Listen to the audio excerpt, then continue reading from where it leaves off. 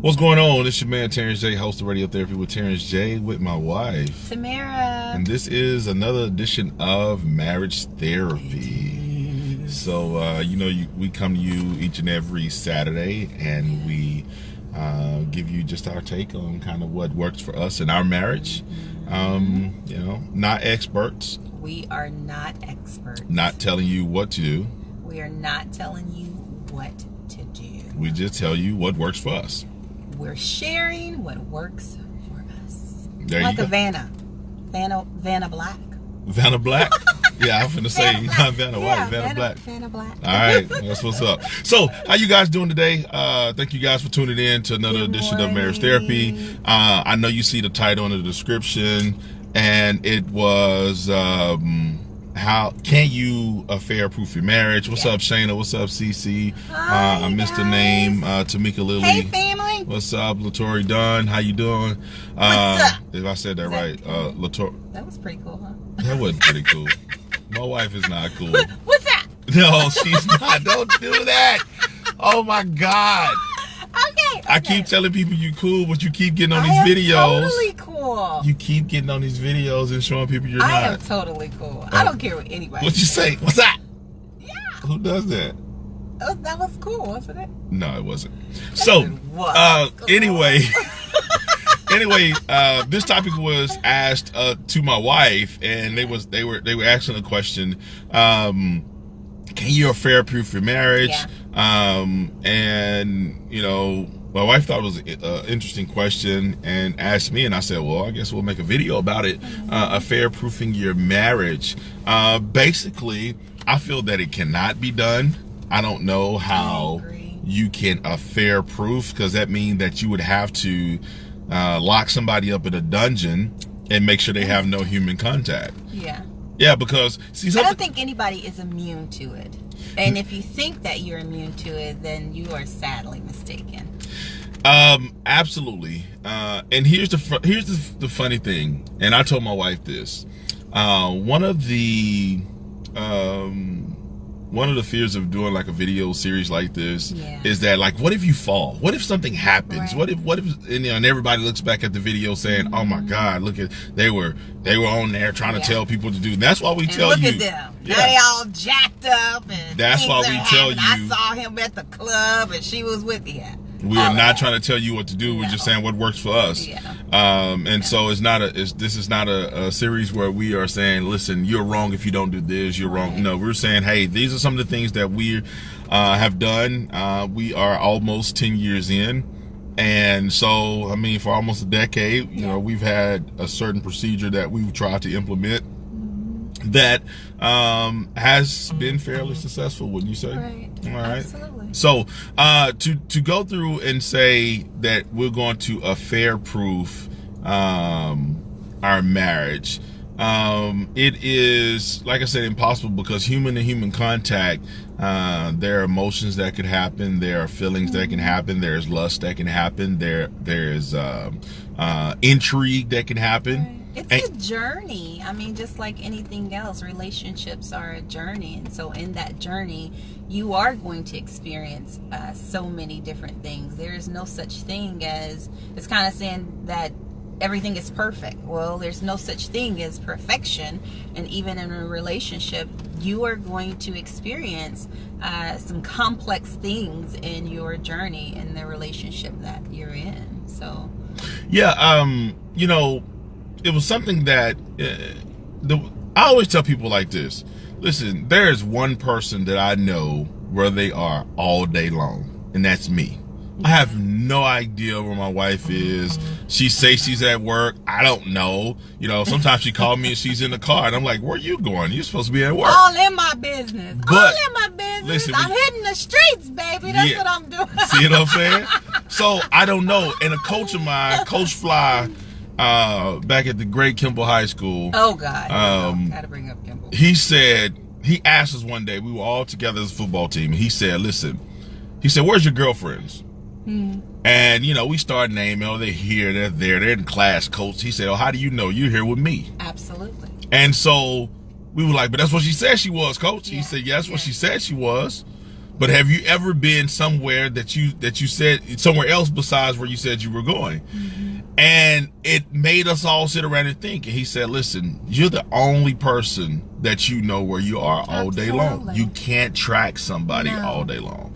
And so that's the thing that we have to recognize and understand. I mean, how in the world am I going to sit around and try to put trackers on somebody all day long? You know, it's not living. You are so consumed with that. You are not embracing life because you're so consumed with their cell phone, where they are, and looking at, you were trying to explain to me a story of a friend of a friend about their wife checking mileage. I mean, when I think about that, I'm like, oh my God, that takes like time. Like, I got things to do.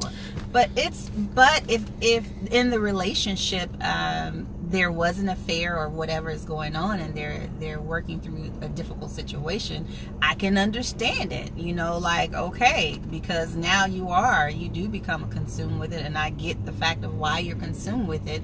If your heart has been broken, you know, with someone that you thought, or something that you thought would never happen to you, you know. So I think if you go in and understanding life as a whole, you know, and life is complex, when you're trying to share it with someone and you're becoming one, it's even more complex. It's more that you have to, you know, tend to as far as the relationship. So I just don't believe that it's good practice, or it's good for you just mentally, emotionally, spiritually, all across the board, to think that it would never happen to you. Yeah. So we'll say what's up to Nikki. What's up, Kelly? What's up, Keisha? Hey, I'm sorry. What's up, Miss Crowder? She don't like me calling her Keisha because she used to be a teacher. Can I call you Miss Keisha? I like Miss Keisha.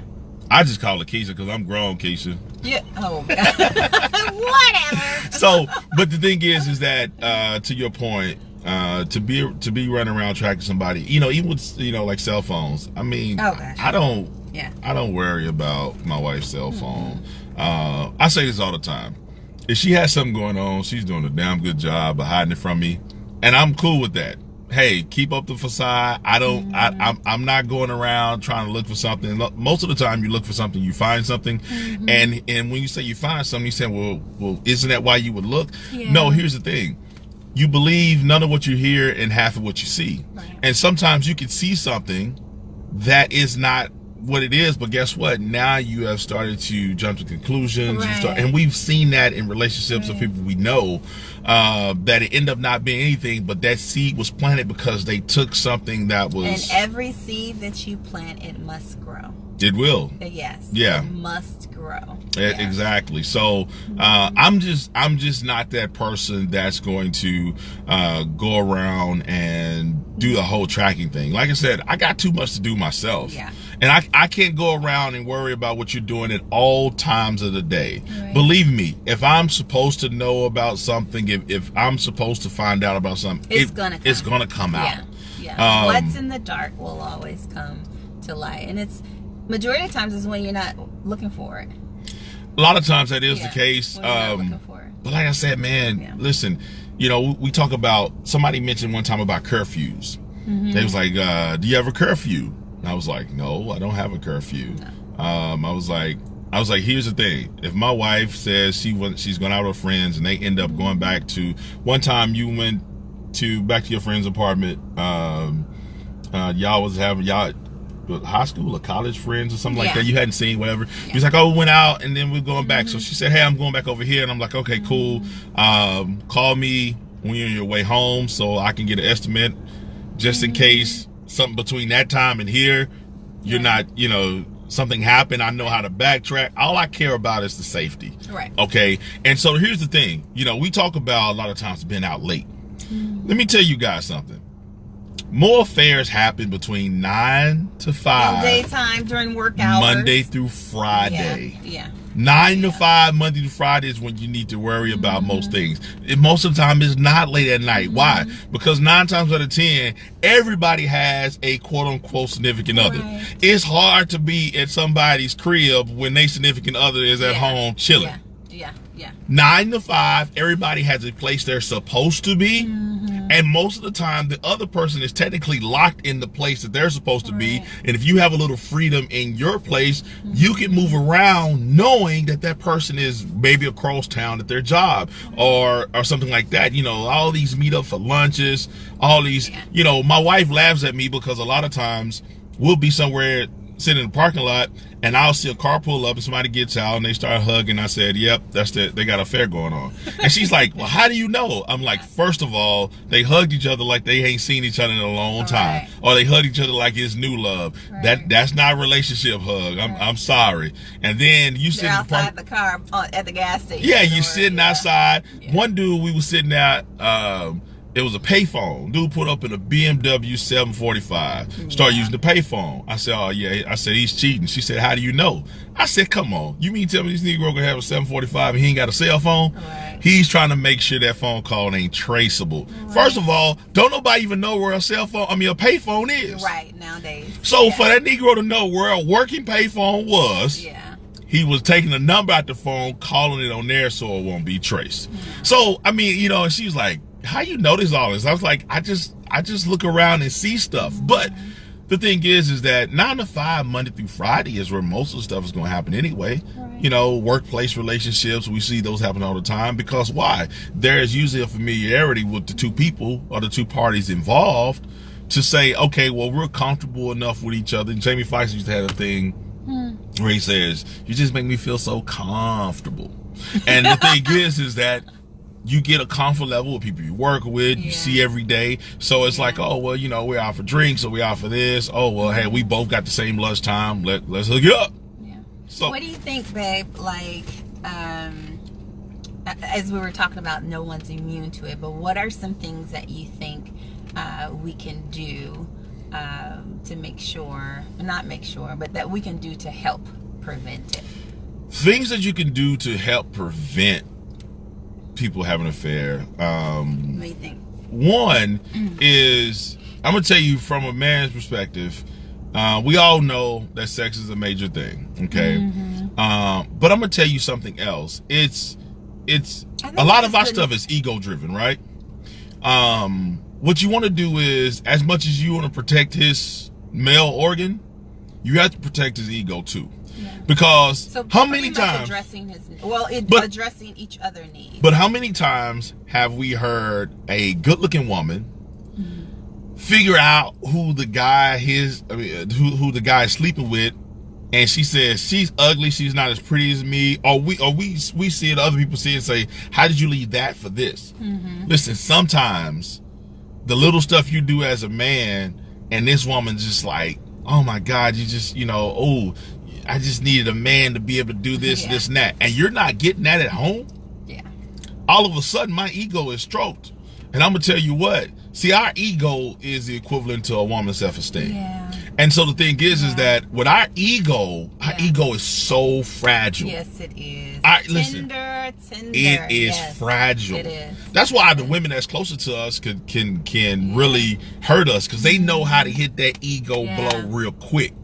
So the thing is that our ego, you know, we see a woman, she don't look that good. So that's more important than the penis, basically. Is it more important? It ties in together, because there is a physical attribute of, yo, that look good. Because, you know, for guys, we are physical. You know, it has, you know, it can really be physical with no emotion. I mean, it can be like no emotion, like it was physical. It had nothing to do with, I didn't care nothing about her. I don't, you know, it was just a physical thing. But we talked about within the context of a relationship, and you start saying, okay, what are some of the things I'm doing? One of the things I think we always overlook is the ego. I have to feel like a man. If I don't feel like a man in my house, I will feel like a man somewhere. And a lot of times, this is where we get in trouble with when, as women, progress in their careers. But when you, that's I was about to go into. So what do you mean feeling like a man? Like, what does that entail? Because a lot of times, women, and I will speak as a lot of our black women, we have not been groomed, you know, to help enhance you feeling like a man, or helping you to be the man in the house. Sometimes because of a lot of our backgrounds and how we were raised, it's single parent home, it's mom, you know, and we do have some of that independent woman. Oh, I'm so over that independent woman, and we don't know how to come aside of you as we're supposed to, and help push you. That doesn't mean that we degrade ourselves in any fashion, but to help push you and make sure that you're doing what men do, and make sure that you're walking in that man role. I mean, what does that look like? Well, you know, and a lot of people are going to jump on and start talking about, you know, gender role this, and I'm not talking about gender roles. I'm just saying that my natural feeling as a man, I mean, you know, my thing is that there has to be not need as far as you can't do anything without me, Right. but I like, because I want to, a man, you know, when I say a man wants to be needed, that's more like being useful. Gotcha. Okay, and I always say a man wants to feel needed and a woman wants to feel wanted. And my theory behind that is not so much in today's time, but you know, there was a time where a woman would not step out the house not dressed up with her makeup on. Right. Why? Because when she went out, she wanted somebody to desire her. Right. All right. The reason a man goes out and tries to work and build and accumulate stuff and money, because he wants to show, hey, I'm useful. Right. You know, I can provide, you know, this home or whatever, and with your income, we could probably get a better home. But I had to at least show you the foundation, because I mean, no woman, you know, is going to, or she shouldn't come in. If a dude don't have a foundation, don't go try to build nothing on that. I mean, that's a waste of time. But, you know, you got to be able to show the foundation. And in this world, it comes where two incomes are needed in most cases.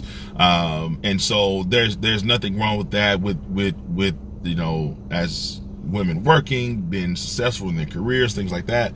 But you don't see that sometimes in your life, in your childhood. You don't see mom and dad. Right. You know, you usually see sometimes in a lot of cases just mom. And if you do have a dad, a lot of times he's not even in the house. Right. But the thing is that our ego as far as being a man is, you have to make us feel useful. An ugly girl can tell you how great you are for screwing in that light bulb that she probably could have done herself. Baby, that was so sexy. You when really, you turned it to the right, so when I just kind of you turned it back, and then you tightened it, yeah. and I was like, ooh. Yeah, well, you know, I had been working Do out. that again. I had been working out, you know, and you know, man, I wish, you know, I changed 40 light bulbs at my house yesterday, and my wife didn't say nothing about the 40 light bulbs I changed, but I changed this one light bulb in your lamp. Yes. And you were talking about how cold I was. So I'll tell you what, call me if you need anything. Right. Why? Because I feel a look. Exactly. There you go. I feel a look. You know, and so I'm gonna tell you something. I'm being, you know, real honest. When you talk about, I say old school women. Old school women had this way of giving the guy the ideal, letting him stand outside and beat his chest that he came to ideal. And she was like, oh, I'm cool with that. Why? Because if the ideal was good and the man took it and executed it for whatever it was, guess what? They both won. But now it's on us to go back, when we go back in the house, and say, thank you, baby. Hey, thank you for letting me go out there and beat my chest, because I needed that. Yes. And thank you for giving us an ideal that helped us out. Right. And so she says, hey, I got my thank you from the one that I wanted.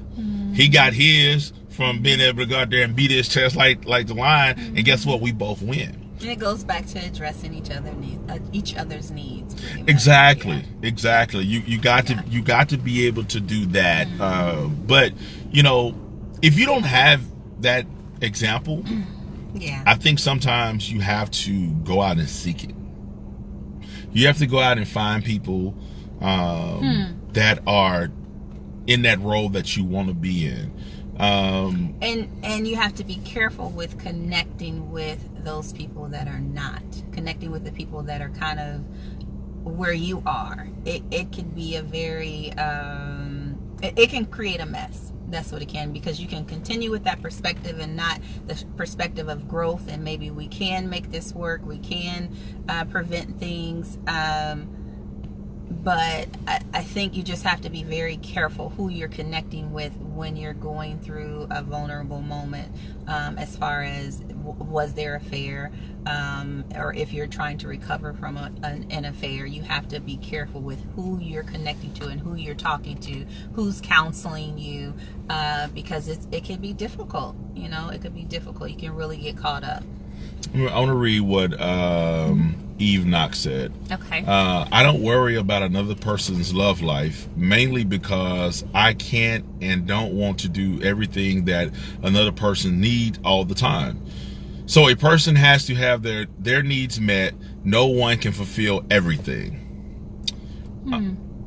I want to make sure that hopefully I'm responding to that correctly. Can somebody do everything? I don't think so. I don't think that would make somebody perfect. And I think we look at saying that somebody is a perfect fit for me, that's you looking at the totality of the picture, saying, hey, of possibly all the things I could, all the people I could be with, all the things I could be into. You have so many things that we mesh and connect with, that you're the perfect person for me. The perfect person means that every thought, every feeling is met. That's impossible, because you have to be able to also take care of yourself too. Right. So there's no way in the world to take care of yourself fully and take care of somebody on everything. Well, you shouldn't want that anyway. There are some things that are just for you to take care of for you. There's it kind of reminds me of our marriage. I mean, we love to hang out. At the same time, we also love our me time. So there's some things that Terrence can't do for me that only I can do for me. I can replenish myself spiritually. I can replenish myself emotionally in some aspects that he can't touch. But it shouldn't always be okay, you need to make me feel, or you need to feed me this. And no, you have to. Was that my phone? The rules in the studio is you're supposed to turn off your phone. Yeah. Now, see what had happened. What had happened was don't lie to us. Anyway, that was my niece. Here's the thing: is that when we talk about happiness, you must allow somebody to be a part of your happiness. Absolutely. They cannot be your happiness. Something wrong. It's codependent. Yeah, I would allow you to. When I got married, I allowed my wife to be a part of my happiness. She allowed me to be a part of her happiness. Right. We came in happy. So no, we can't worry about that every little aspect. What I'm going to do is I'm going to try to, as much as physically and humanly possible, I'm going to try my best to fill in whatever needs, wants, desires as possible. Right. Some of them I possibly can't do. No. Some things my wife want me to do, I don't know if I'm mentally capable of doing. Right. And she has to be okay with that. Amen, brother. Preach. No, the same way I have to be okay doing the same thing. Seriously. So some things, she's like, well, hey, I just need you to do this more. And I'm like, I'm trying. It just don't come. Yeah. We know we have some friends that. For example what? I know what you're finna say. I know what you're finna say. You're finna say clean it up, huh? See, baby. You finna say clean it up, huh? Absolutely. Okay. So right. when he cleans, I mean spotless, as if you've hired someone to come in when he does. But you have to get him to clean. But you don't do that well. That is just not your thing. So over the almost 10 years. Over this 10-year period, I had to help myself stay sane, because that was a battle for us. And sometimes it occasionally still is, because that's if I'm having one of those, tough days. And I'm like, oh my God, your drawers are on the floor, the kitchen is not done, and I got to pick up this, all of that stuff. But that is just not your gift. And I understand the fact that is not your gift. This is something that Terrence is not good at. Does he try occasionally? Yes. But just to keep my sanity, I know this is not a need that's going to be met. Okay. And so I have to kind of swallow that and move on. But now I've gotten to a point, like, if I feel like doing it, I'll do it, and if I feel like I don't, I'm not.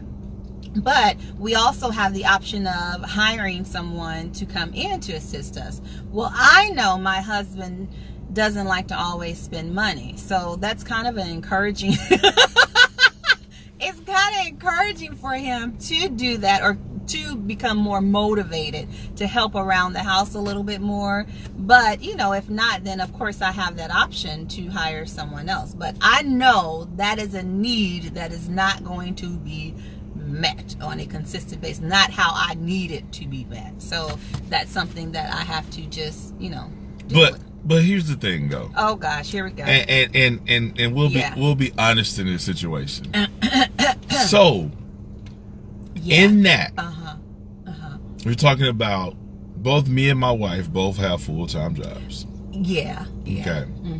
We do. I've come to the realization Oh, God. a lot faster to know that, you know, that you're a slob. No, the job that I work, they allow for me to work, you know, extra hours, many hours I want, and all that stuff. I'm sure there's a point coming. There's always a point coming. Yeah. And anytime we need anything, I don't say, well, you know, hey, why don't you do this and make extra money or this and that. I got that. Wait, I got that. Okay. You got the extra money. Anything extra, I got that. I don't. So my thing is, like, the cleaning. So the extra money like equates the cleaning. Is that what you're trying to? I'm just trying to make sure that I understand what you're saying. Yeah, the extra hours.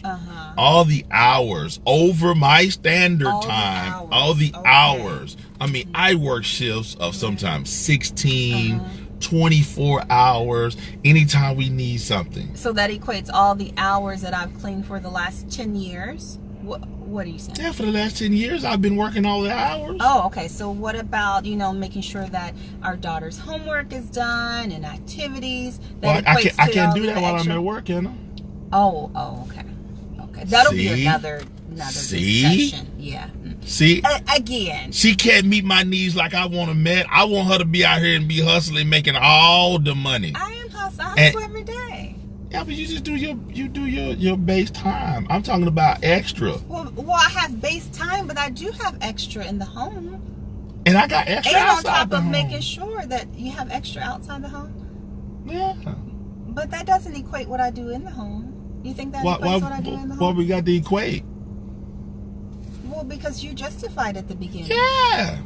Well, that's why we're trying to equate the thing. Well, you the one I'm justifying equating. See, listen. See, this is what we talk about marriage therapy. Right. Now, to go back, let's go back to the front. Because for those of you who have not watched our previous episodes, one of the things we always say is that some conversations, a lot of times you don't get a chance to understand how married couples kind of work through some things. And like I said, ours is not the perfect way. It's just kind of what works for us. No. Now we're both of how I put this. We're both believers in God. Okay. Yes. Oh, yeah. And the one thing is that one thing is this is that we see a lot of the divorce. We see a lot of the divorce rates in church very high. Yeah. Sometimes higher than what we see in the world. And I think because real conversations, like we had this conversation right here, you can see real conversations are not had. And how do you work through that? And we said on our last episodes about arguing. Arguing? How to argue. Because he's from Kimball. That's hey, whoa, hold on now. Listen, you have this whole video shut down. Okay? You will have this video shut down. All right? Arguing. How does that? No. Arguing. Arguing. Yeah, see, right. It's now I'm messing up because, okay. But we said that on how to argue. We were talking about just the respect. You know, we disagree on some things. Some things we're like, I just don't understand that. Why would you even think that way? Blah, blah, blah. But there's an underlying level of respect that we always try to keep. And Patricia said, I'm so wrong right now. Yes. She agrees with my wife. I have the same issue. Thank you, Patricia. Of course you would agree with my Why? wife. Because she's a woman? No, it's because I it's didn't say that. truth. What are you No, about to because she say? said I have the same issue. But I bet you I talked to your husband. I bet he has a whole nother perspective on this thing. I'm sure he has the same perspective as you. And so why couldn't he say? Then he'd probably say that I'm right. Well, he's not on here, so we're not talking about him. We're talking Well, about what I'm Patricia speaking said. for Mr. Sessions. Well, you can't speak for Mr. Sessions. Mr. Sessions can speak for himself. He's probably busy working right now. Well, I'm sure Patricia's busy doing the dishes or something, or taking care of the kids. And it's even. That doesn't make it even. Who said? If please. That's like you have one full-time job. I have 4. Oh, here we go now again. It's the truth. Listen, you are absolutely wonderful. I am. Yes, with you're right. as being the hat juggler, you know, Yes. with the kid, our daughter and Yes. yourself and life and work. You are. And you are wonderful with your one ball that you're juggling of working. You know what? And you know what? That is, and we had this conversation before. Like that, do you understand? It's When like, you tell I'm a doing man, this and you're doing. when you tell a man all you do is work, that is hurtful. All you do is work. You know how many sorry Negroes are? No, I'm not. No, now hold on. I'm not That saying, hurts. No, I'm not saying that all you do is working. Like that is a terrible thing, and we're comparing. We're comparing. So I you work. have one ball. I'm to a my husband. 10. I'm a father. Yeah. I guarantee you. See, that's the thing. Society just makes a man just seems like he's just little. You are not. You're very big. That You're enormous. You are the master of. No, we ain't trying to hear that. No. You are. I am not trying to take anything away. But see, even great women like yourself, y'all shrink us down. No, Society has taught you to shrink us down. All you do is just juggle this one little ball. I'm just making you aware. So you said your wife, right? You said your wife? I'm a wife. You're a mother? I work. Don't forget I work. You work? Uh-huh. Okay. I'm a supporter. I'm a husband. I'm a supporter. I work. I'm a father. I'm a cleaner. I'm a supporter. Uh-huh. I'm a worker. I gotta turn tricks. I gotta do a lot of stuff. You gotta turn tricks. Yeah. For my husband. I mean, we got a lot. We juggling the whole. I gotta go get the groceries. I have to cook. I mean, what? It's a lot. It's a lot. Well, I tell you what. Uh-huh. Let's switch. We'll take all that. Okay, let's switch. You don't want to switch. I would too. Listen, you can't be up longer than 12 hours. You've been fell asleep. Babe, I would. If I had to just work, I would work. Now, you juggling 10 different balls? No. I am a husband. I work. I'm a father. And I have my own business. Baby, I have you do all that of so that. well, and Big I'm up so- me. I'm so Big up me in thankful. this piece right here. Let me know. You are the master, Terrence J. That's why I love you. So, to sum it up, can you affair-proof your marriage? I say no. No. I say you can do some things. You can make sure that her security is there. Yeah. She can make sure that your ego is intact. Yeah. You guys can focus on each other. Right. You can try to outdo each other. You know, in giving. Yeah, you can communicate and be honest about your contribution to whatever the situation is. And that's not to make light of let's just say you are struggling with an affair and you're trying to work things out.